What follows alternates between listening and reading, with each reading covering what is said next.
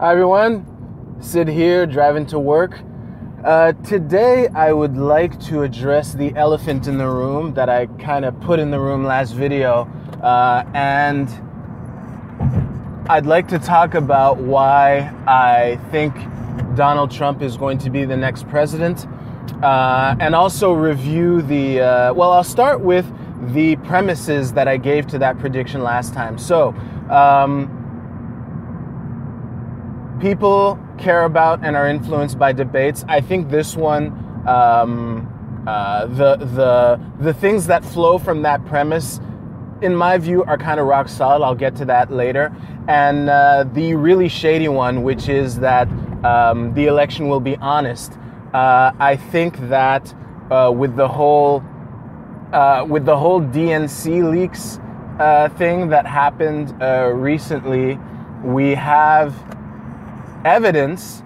Basically, Clinton and her campaign have demonstrated their willingness and their ability to rig an election. So yeah, I mean, if Clinton didn't have a shot against Sanders in an honest election, she really doesn't have a shot against Donald Trump in an honest election. And yeah, it's going to be interesting to watch regardless, but I'd like to get into the crux of it all, which, in my view, no amount of conspiring or, talking behind closed doors or secret emails can do a damn thing about, which is Trump will crush Clinton in debates. If you've watched the Republican debates like I did, like I said, I watched every Republican and Democrat debate. Trump is really frustrating to debate against. He's always butting in on other people's time, and he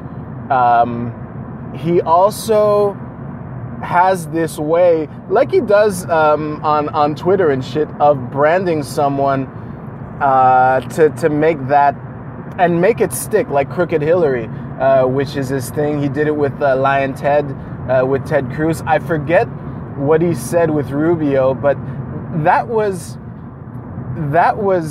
kind of one of the things that was the key in him winning the candidacy, in my opinion. And my metaphor for Trump in a debate, it's like, for those of you who play poker, it's like you're playing poker, and then there's this player who sits down at the table, who just raises every hand. And it's annoying to play against. However, there are ways to deal with such a player.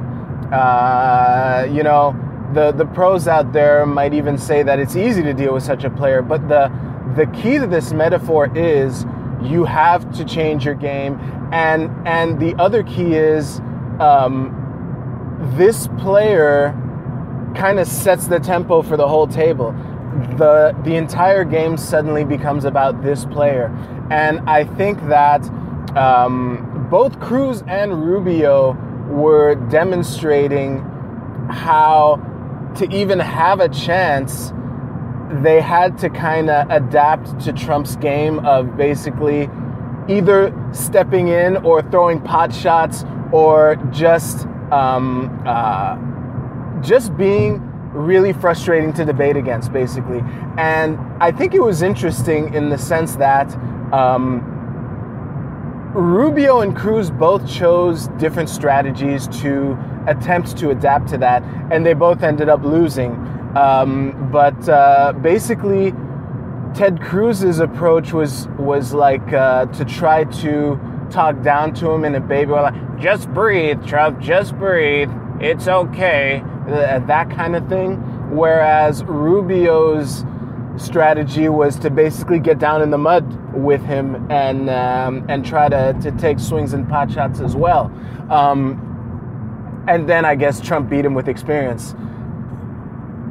Now, the Achilles heel to Trump in this situation is that, honestly, Trump isn't very good at defending his positions in a debate. And this was also demonstrated many times in the Republican debates, where he was letting himself get strawmanned blatantly by his opponents and not even doing a damn thing about it.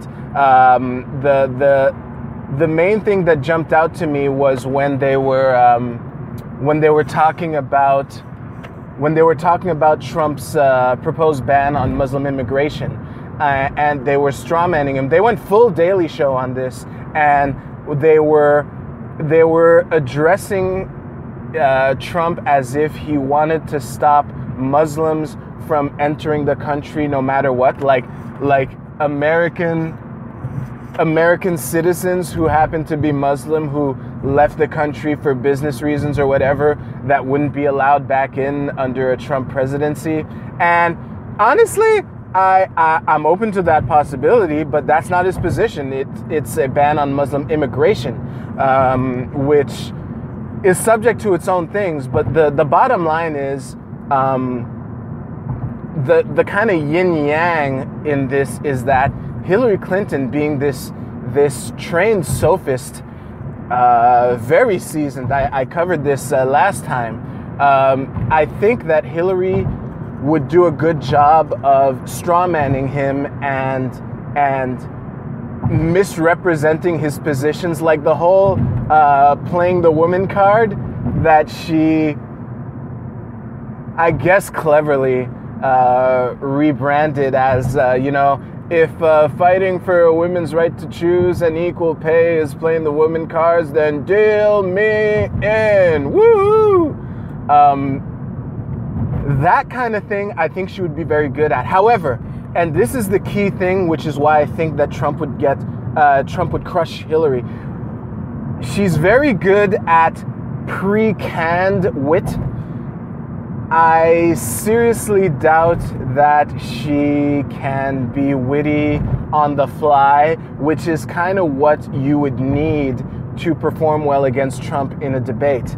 And I just want to address something, because this was a very interesting anecdote to me. I remember one of the CNN debates. There were two key moments in debates, and I think they were both hosted by CNN. They might even have been the same debate, addressing Trump's consistent tendency to butt in on other people's time. Like when someone says something about Trump, he'll often say something like, "Oh, come on, you're lying," that kind of thing. Clearly, while it's the other person's time to speak. And the two key moments was when, at the beginning of the debate, Wolf Blitzer was talking about the rules, and one of the rules that he said to me was clearly aimed at him. I'm going to paraphrase what Wolf said, and I just want to add the last word Wolf didn't say, but I mentally added it. So Wolf was saying, candidates will have such and such time when your name is mentioned. You will have like 30 seconds to respond, and we ask that the candidates please not talk during another candidate's time. Donald. I mentally added that because to me it was it was clearly aimed at Trump, who does it all the time, and I don't see why he would stop. And it worked. It worked well enough to get him the candidacy. And the other key moment was, and I think Cruz. I think it was with Cruz that he was exchanging words, and it was kind of boiling down into this rabble fest where they were kind of talking over each other, but it was officially Cruz's 30 seconds or whatever to respond. And then when, I'm pretty sure this was Blitzer too, he said, "Okay, let's move along." And then Trump said, "Aren't you going to give me a chance to respond?" And Blitzer said, "You've been responding." That to me was absolutely precious. And yeah, I'm sharing these anecdotes, first of all, because I enjoyed them. Second of all, because I think they're illustrations of Trump's, how frustrating it can be to debate against Trump. I don't think Hillary has what it takes to perform well against that. I don't think she has the wit on the fly in the cusp of the moment to deal with the kind of crazy shit that Trump could potentially do. And I think that, and this is what all this rant boils down to, I think that as this pre-canned sophist dealing with this kind of reckless, run roughshod over the debate kind of guy that Trump is, I think that at a point, Trump is going to make Clinton lose it. And that's going to provide either a soundbite or a photo that could cost her the election, if the election is honest. Because I know that Trump would be the kind of candidate that would take that soundbite or photo and just take the ball and just run with it as far as he could go. And I think that could be enough to eliminate Clinton's chances in an honest debate, in an honest election. Kind of like that thing that's been going around lately, where with Clinton, well, you know what I'm talking about. You've seen it. So yeah, I just want to make sure there isn't something that I forgot. Basically, putting myself in that position, I think that the best way to deal with such a debater would be to come up with a strong way of appealing to the moderator. I mean, ultimately, it's the moderator's job to prevent that kind of shit. And if one of the debaters is just running roughshod and stepping on the other person's time, that's kind of a failure in moderation. I'm reminded of this debate between Mark Stevens and Clint something that was moderated by Jan Irvin. If you haven't heard of this, I will not link to it. Honestly, I wouldn't recommend listening to this. It was very rough for me.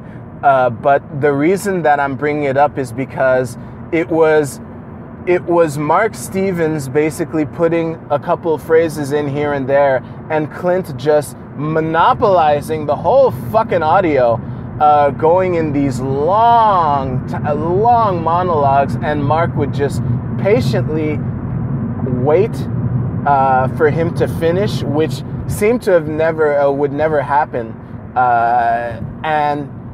and he. This is an illustration of what's called a Gish Gallop.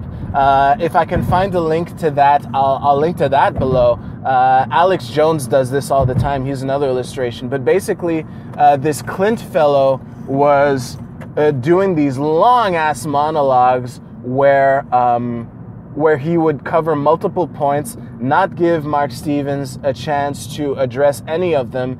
And the thing that pissed me off the most about that debate was that when he would actually, remember that he's not there alone, and sometimes even ask Mark Stevens a question, Mark wouldn't even get a couple words out before Clint would interrupt him with his response, and Jan would just let that happen. And I remember putting myself in Mark Stevens' position, I was frustrated, period. And I remember at a point where Clint would ask Mark a question, Mark would begin responding, and then Clint would just interrupt him to go on yet another long-ass monologue to, in Mark's place, turn to Jan and say, "Jan, why are you here?" That is an illustration of how this is a failure in moderation. I think Jan totally dropped the ball as far as moderating that debate. And I think that when to come back to where the point I was driving at, when there is a debater that is running roughshod over your time, it's really important to appeal to the moderator without appearing to go wah, wah, without appearing to be a whiny cat, even though it's a legitimate point. So yeah, I think that if Clinton's campaign can come up with ways to get her to appeal to the moderator, because this is the kind of predictable situation that can happen when you're going to debate someone, and he's done this many times before. I think that could kind of buy her some time, but again, I don't think she has the on-the-fly wit or on-the-fly sophistry to be able to deal with Trump's responses to that kind of shit.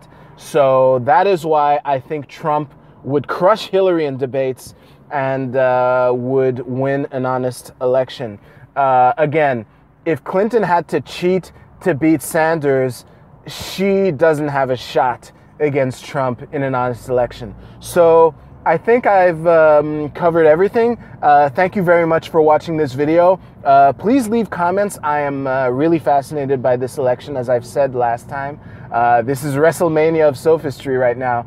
And yeah, like and share. Leave comments below. Please ask questions. If there are other things you want me to cover, please let me know so that I can, do what I can to address those. As always, you'll find links to my Tumblr and Twitter below.